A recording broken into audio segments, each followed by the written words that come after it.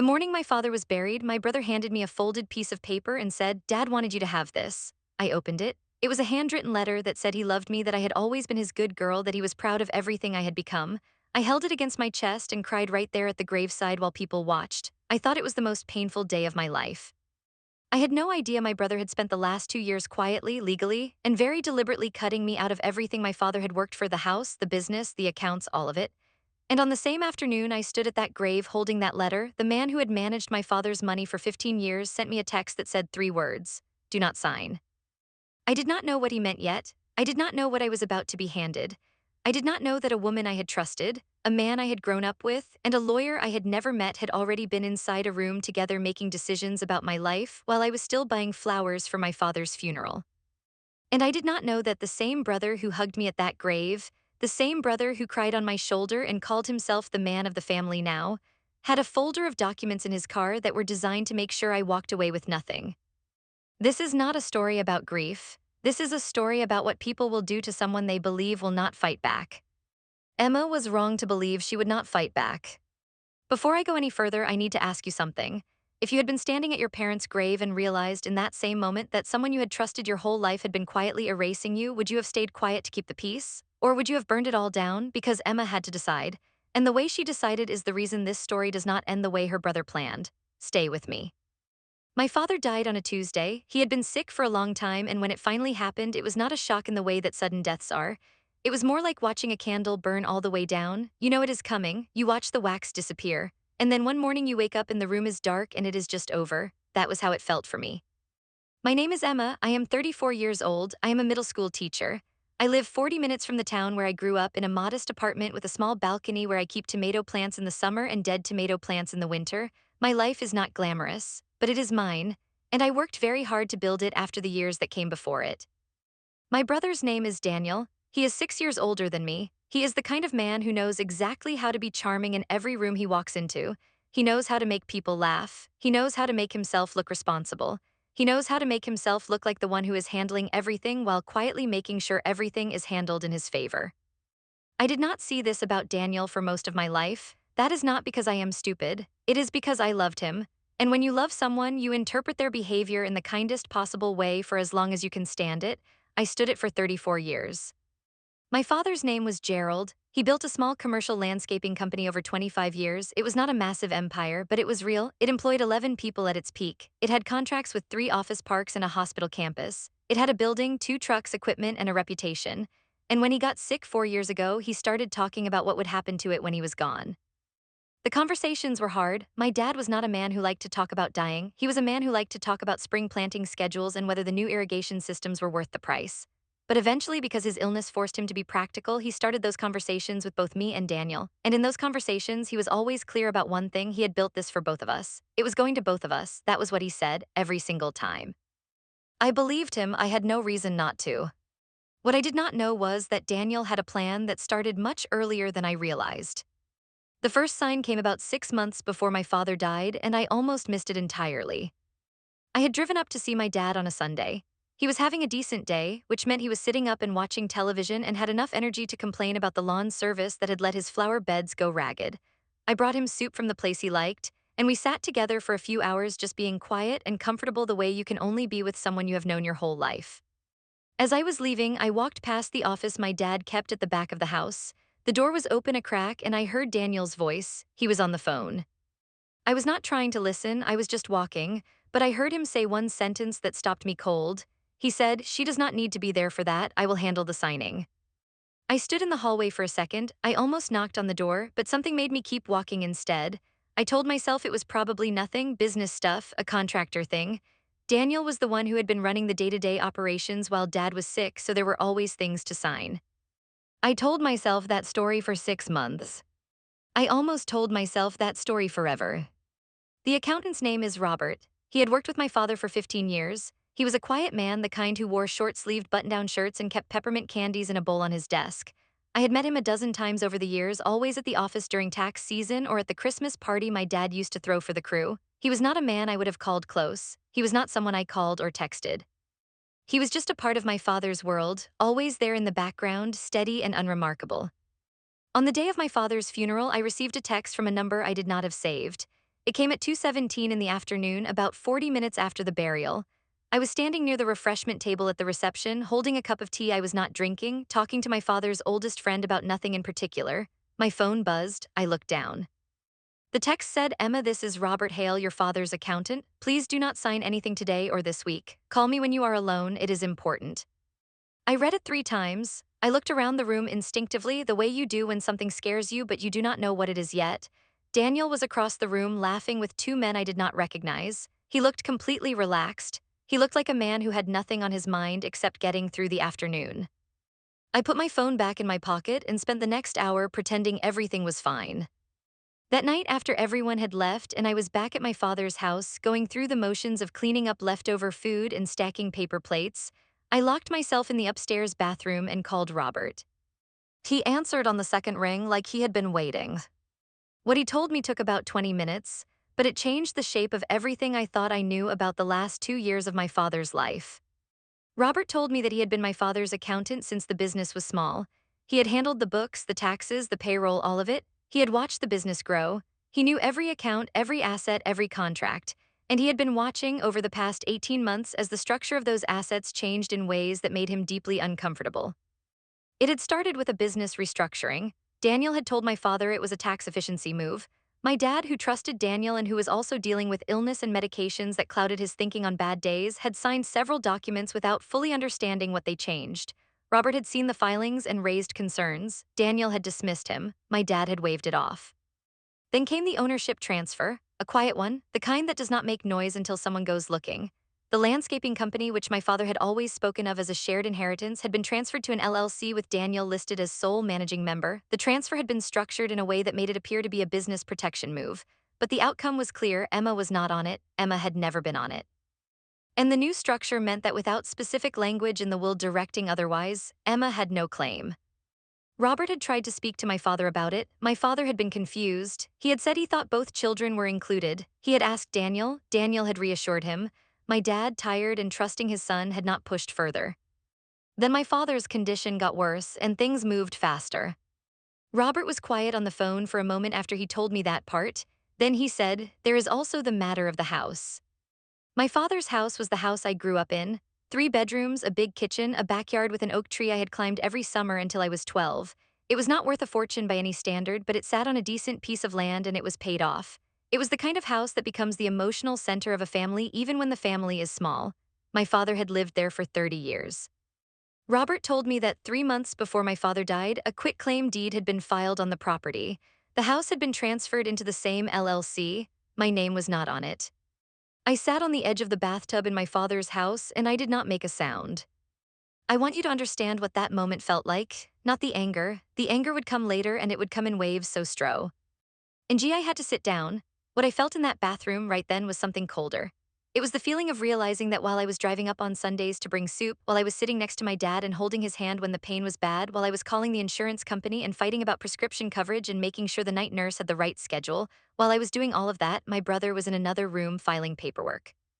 He had used every moment I was not watching to build a wall between me and anything my father had meant to leave behind. Robert said one more thing before we got off the phone.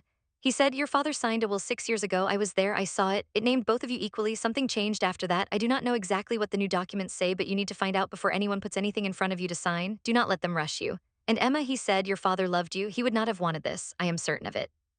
I thanked him. I stayed in that bathroom for another 15 minutes. Then I washed my face, unlocked the door, and walked back downstairs where Daniel was sitting at the kitchen table asking if I wanted to go over some estate paperwork in the morning. I told him I was exhausted and I would call him in a few days. He said, "Of course, take your time, there is no rush." He was lying to my face and he did not even flinch. I drove home that night thinking about one thing, not the house, not the business, not the money. I was thinking about the fact that Daniel had watched me grieve. He had watched me sit by our father's bed. He had watched me cry. And the entire time he had already handled the paperwork. He had already made his move. He had already decided that I was not worth including. That thought did not make me fall apart. It made me very, very calm. And when I get very calm, I get very careful. The first thing I did the next morning was call a lawyer, not a family lawyer, not someone who knew Daniel.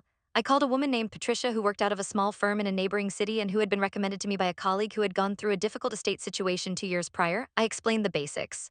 She asked a few questions. She said, "Come in Thursday, bring whatever you have, and do not sign anything and do not tell your brother you're speaking with me." I did exactly that. The Thursday meeting lasted 2.5 hours. Patricia was thorough. She went through every document I had been able to locate at my father's house, including a copy of the original will from 6 years ago that I had found in a fireproof box in my dad's bedroom closet. The box had been in the same corner for as long as I could remember.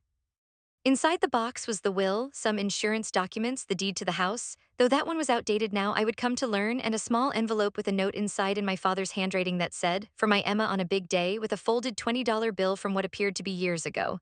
I could not tell when he had put it there. It had clearly been there a long time. Patricia took photos of everything. She noted the date on the original will, the names of the witnesses, the specific language used. Then she started explaining what we were dealing with. The LLC that Daniel had created was a real entity. It had been filed properly. The transfers into it appeared to have been executed with legal documents bearing my father's signature. The question was not whether the documents existed. The question was whether my father had understood what he was signing and whether there had been undue influence applied to a man who was seriously ill, on significant medication, and increasingly dependent on the son who was managing his affairs. That phrase, undue influence, is one I had never thought about before that day. Patricia explained it. She explained that when someone in a vulnerable state, an elderly person, an ill person, someone with cognitive decline, is influenced or manipulated into signing documents that benefit one party and disadvantage another, it can sometimes be challenged. It requires evidence. It requires a clear pattern. It is not easy, but it is not impossible. I asked her what the most important thing I could do right now was. She said, "Find out what the new will says, and find everyone who witnessed your father's mental and physical state over the last 18 months. I went home and I started making a list. The list grew faster than I expected. There was the night nurse, a woman named Cora who had worked with my father for the last 8 months. She had been there on multiple evenings a week. She had seen the bad days. She had noted in her own care records when my father seemed confused or disoriented. She had also noted when Daniel came by and stayed late into the night going over papers at the kitchen table with a man she described. D as a lawyer type who came twice. There was my father's doctor, who had documented his cognitive function at every visit and had noted a meaningful decline in the last year. Not full dementia, but significant enough that his capacity to understand complex legal documents was compromised on a sliding scale depending on the day and the medication cycle. There was Robert, who was already willing to talk and had his own records of every financial conversation he had tried to have with Daniel and every concern he had raised that had been dismissed. And there was a neighbor, Mrs. Paulette, a 70-year-old woman who had lived next door to my father for 22 years, who brought him casseroles and who, it turned out, had been watching with quiet concern for a long time. She told me when I knocked on her door one evening that she had once seen a stack of papers on my father's kitchen table and had asked him what they were, and he had said, "Oh, Danny's handling everything." And then he had looked at her with eyes that were not fully clear and said, "Emma will be taken care of, won't she? She will be fine." Mrs. Paulette said she had not known what to say, so she had said, "Yes, of course she will." And my father had nodded like he needed to hear that. I stood on her porch and let her tell me all of it. I took notes on my phone. I thanked her. She hugged me and told me my father would have wanted me to fight. I had enough now to bring back to Patricia. The picture was becoming clear. The new will, which I still had not been shown officially, was likely going to reflect the changed asset structure, meaning that even if it referenced equal distribution, the assets had been technically transferred out of the estate before death. Daniel may have structured it so that the will itself appeared fair on the surface while the real wealth had already moved. It was clean, it was deliberate, and it had been building for 2 years. 2 years, the entire time I thought Daniel was just overwhelmed with the responsibility of running the business. He was planning this. Patricia filed a formal request for the complete estate documents through the probate process. Daniel had no choice but to disclose the new will. It arrived in my lawyer's hands on a Friday morning, 3 weeks after the funeral. I will tell you what it said. The new will had been drafted 14 months before my father died. It had been signed on a day I later confirmed was one of my father's more difficult weeks. Cora's records showed heavy medication adjustments in those same days, and my father's doctor had noted a particularly poor cognitive assessment 2 weeks prior. The witnesses were two men neither I nor Patricia had ever heard of. Not family, not longtime friends, not Robert. Two strangers whose signatures appeared on the most important document of my father's legal life. The will left the house to the LLC. It left the business to the LLC. It left the equipment and contracts and vehicles to the LLC. It left the main savings account to Daniel directly. What it left to Emma was a savings bond from 2003 worth approximately $800 and a sentence that said, "It is my wish that Emma be treated with love and respect by all family members." That was it, a 20-year-old savings bond and a sentence about love. I read it twice. Patricia sat across from me and watched my face. I did not cry, I had already cried, I was past crying now. I said, what do we do? She said we file a challenge, undue influence, testamentary incapacity, suspicious circumstances of execution. We have Cora's records, the doctor's documentation, Robert's testimony about financial conversations, the neighbor's account, and the original will that shows your father's clear intention before the illness worsened. We file and we make them prove that what your father signed in his sickest months truly reflected his free, clear, and fully understood wishes. She also said one more thing that stayed with me. She said, your brother moved fast because he expected you to do nothing. He expected grief and trust to be enough to keep you quiet. He did not plan for you to have a lawyer 3 days after the funeral. I thought about Daniel handing me that folded letter at the graveside. His face, how steady he looked, how much he must have believed that letter and a hug was all it would take to send Emma home quietly, feeling loved and full of grief and asking no questions. He had underestimated me my entire life. He had done it so consistently that he had built a 2-year plan around it. That was his mistake. The challenge was filed, and then the real fallout began. Daniel did not find out about the legal challenge through me. He found out through the probate court filing, which is a matter of public record. I know the exact moment he saw it because he called me 47 minutes after the filing timestamp. I watched his name light up my phone screen and I let it ring. He called again, I let T ring again. He texted, Emma, call me, this is a misunderstanding, we need to talk. I showed the text to Patricia, she said do not respond yet. He called my Aunt Miriam, my father's sister, who called me that same afternoon in a panic asking what was going on and why was there a legal dispute and couldn't we just work this out as a family. I told my Aunt Miriam gently but clearly that I loved her and I was not going to discuss the specifics of an active legal matter, but that I was asking for her trust and her patience. She was quiet for a moment, then she said, your father always said you were the steady one. I said, I know. Then Daniel called our cousin Ray, who called my friend Sierra, who had known my family since childhood. Sierra called me and said, Emma, I do not know what is happening, but Daniel is telling people you are suing the estate over money and that you are being selfish during a family grieving period. I want you to know I do not believe that, but I thought you should know what he is saying. There it was, the narrative machine starting up. This is what people like Daniel do when they realize their plan is being challenged. They do not argue the facts. They cannot argue the facts because the facts are not on their side, so instead they argue your character, they make you the aggressor, they make themselves the one being hurt. They cry to anyone who will listen. They use words like family and grief and healing and selfish and dramatic. They make the person asking legitimate legal questions sound like someone who cannot let go. I had seen this pattern described before. I had read about it. But experiencing it while you are in grief, while you have just lost your father, while the people around you are being fed a version of events designed to isolate you, it is a specific kind of pain that has no clean word for it. I wrote down everything, every call, every text, every secondhand account of what Daniel was saying. I sent screenshots to Patricia, she noted it all. Meanwhile, the evidence gathering continued. Robert gave a formal statement. He was thorough and composed and had records going back 15 years. He described the specific conversations where he had flagged concerns about the transfers.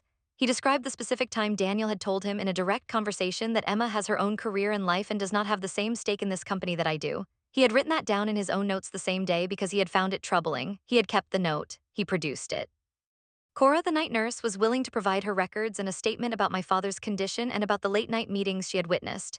She had her own documentation from her caregiving log. She noted dates. She noted behavior. She noted that on several occasions when she arrived for her shift, my father seemed agitated in a way that did not match his usual personality, and that Daniel or an unfamiliar man had recently been present. My father's doctor provided a formal summary of his cognitive assessments and the documented decline. The doctor could not say definitively that my father lacked capacity on the exact day of signing, but the documentation clearly showed the period was one of significant vulnerability.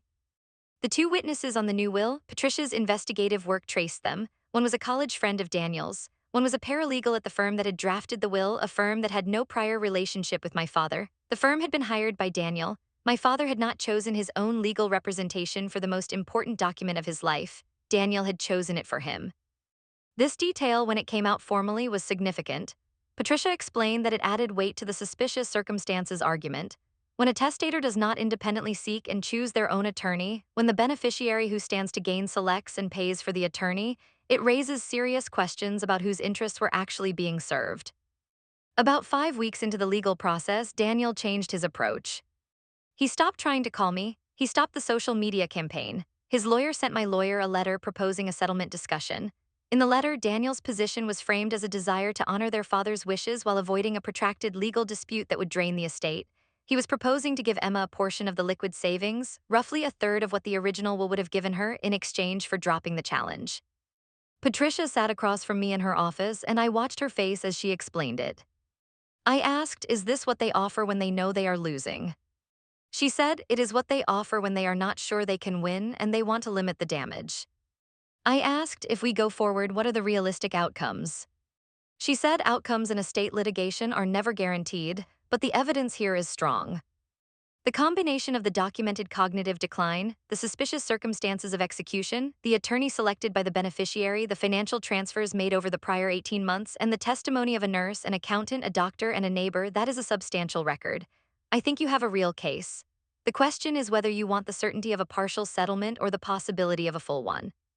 I thought about my father saying Emma will be taken care of, won't she? I thought about Daniel's face at the graveside. I said we go forward. I want to be honest about what the following months were like because it would be unfair to make it sound clean or easy. Estate litigation is slow and exhausting and expensive. Patricia was not cheap, and while some of her fees could eventually be covered by the estate if we prevailed, in the short term I was paying out of pocket. I was a middle school teacher. I did not have reserves for this. I took on extra tutoring work on evenings and weekends. I spent weekends going through boxes of my father's papers looking for anything else relevant. I lost sleep. There were also the family dynamics. Aunt Miriam eventually heard enough from enough different people that she called me again about 2 months in and she said, "Emma, I need you to tell me the truth about what happened." I told her. I did not soften it. I told her about the LLC, the deed transfer, the late-night lawyer visits while Dad was at his sickest, the will that left me a savings bond from 2 decades ago, and a sentence about love. She was quiet for a long time. Then she said, "That boy always needed to be the important one, his whole life. I should have said something years ago." She became a supporter after that, not a legal one, but she stopped carrying Daniel's narrative, and in a family that runs on gossip and phone calls and holiday dinners, that mattered. Daniel, meanwhile, was managing his own pressure. His lawyer was communicating professionally, but through the grapevine I heard he was stressed. The business contracts were still running on momentum and the employees were uncertain. Robert had made it known internally that things were legally contested and that the authority to make certain decisions was unclear pending resolution. Two of the clients, the office parks, had become aware that there was an ownership dispute in the background and they were uncomfortable. One had already put the contract renewal on hold. This was not my doing, this was consequence.